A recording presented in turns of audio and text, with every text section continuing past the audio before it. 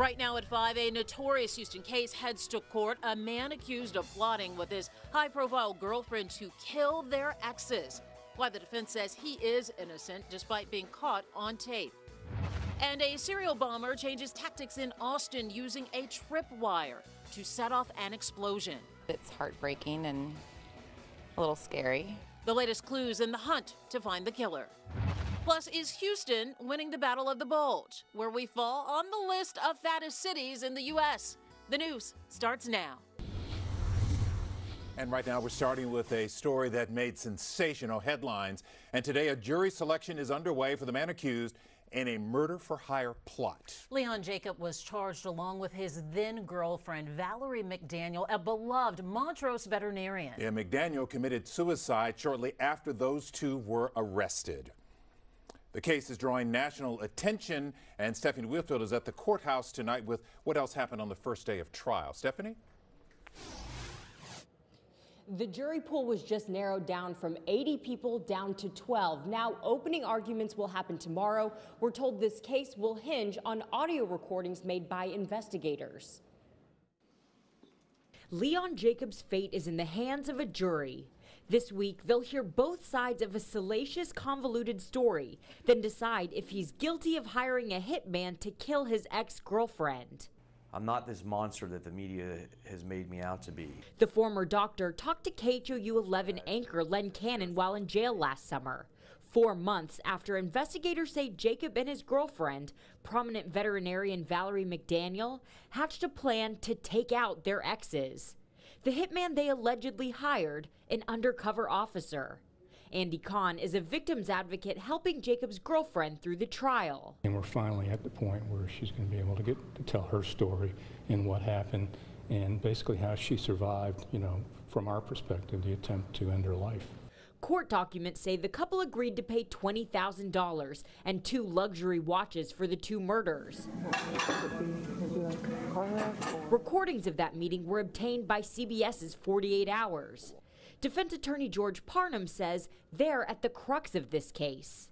This whole issue relies on the recordings of conversations and what the words meant. After Jacob and McDaniel were arrested, the story made national headlines. The media circus, one of the factors Jacob believes drove the beloved veterinarian to commit suicide. He, on the other hand, is fighting for his life. I studied to be a doctor so I could help people, not harm them. It's just not something that's in my nature. The jury will have to decide beyond a reasonable doubt if Jacob is guilty, and the judge hopes to have that answer by the end of this week. Len? Quite a story. We will be following it closely. Stephanie, thank you. We'll follow every step of this case along the way. Get updates on air and online at KHOU.com. Austin police say they are clearly dealing with a serial bomber following a 4th explosion. 2 men were hurt in the latest blast, which happened on Donsong Drive. Now, luckily, they are in good condition. Austin's police chief says the thing that sets this explosion apart from the others was the use of a tripwire.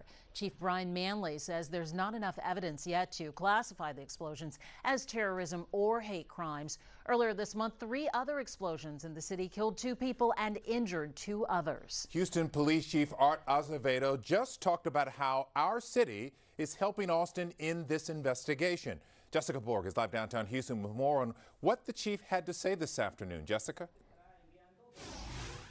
Well, the chief saying, fortunately, there has not been an increase in the number of suspicious package calls over the past few weeks, but the chief still urging caution among residents when dealing with unexpected packages. Right now, law enforcement officials working around the clock to solve these Austin bombings.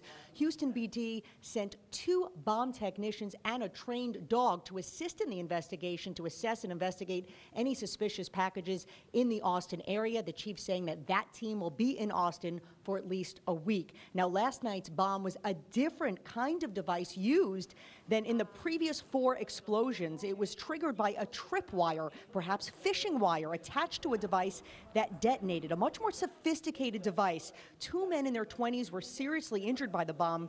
while riding their bicycles in a different neighborhood than when the package bombs were placed at people's doorsteps. The victims here do not appear to have been targeted, but random. I spoke with retired FBI Special Agent Dennis Franks. He says it is still too early to tell how experienced the suspect is with making bombs, but that this latest device does indicate on some level that his training might be beyond the internet. Now, at this point it's not clear what the motive is to these bombings, but law enforcement officials encouraging the bomb maker or bomb makers to communicate with them if the bomb maker so pleases, if there's a message they want to communicate. Right now, there's a $115,000 reward for information that leads to the arrest of a suspect or suspects. That is the very latest. Live today from police headquarters, Jessica Borg, KHOU 11 News. Len? Hopefully HPD can help out with this investigation, sending folks there. Jessica, thank you.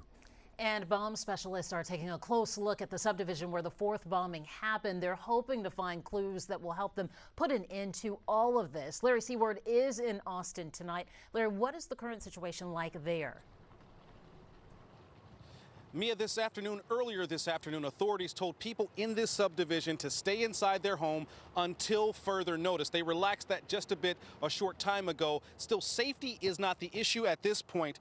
Bomb specialists just need time and space to find every fragment, every fiber of evidence that they can. Around 10 o'clock this morning, plenty of people in what is called the Travis Country subdivision here waited for that all clear before going to work. They left again around 10 o'clock. This latest bombing involving tripwire changed things a bit when it comes to their feeling of safety.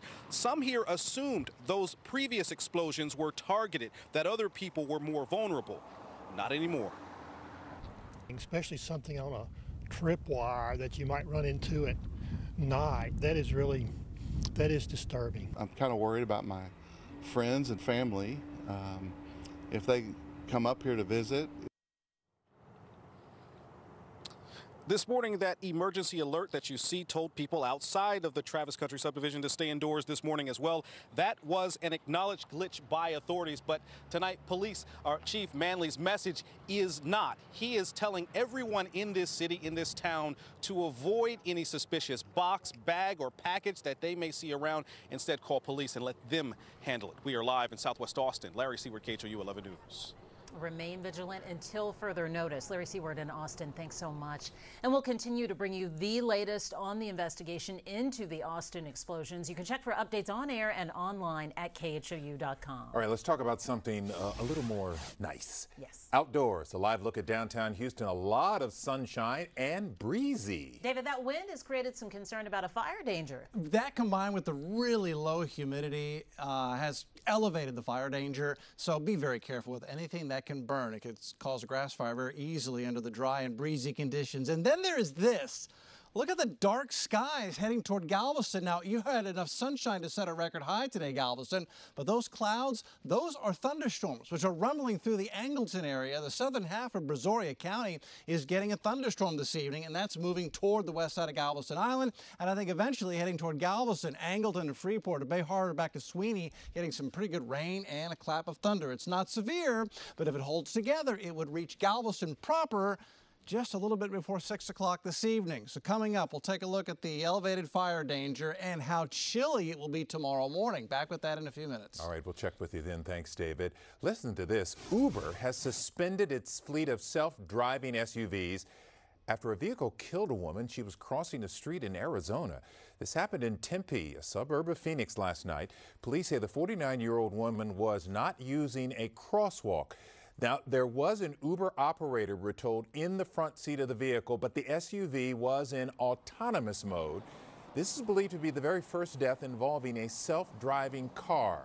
Tonight, the NTSB is sending a team to Arizona to find out exactly how this happened. That is frightening stuff. Very much so.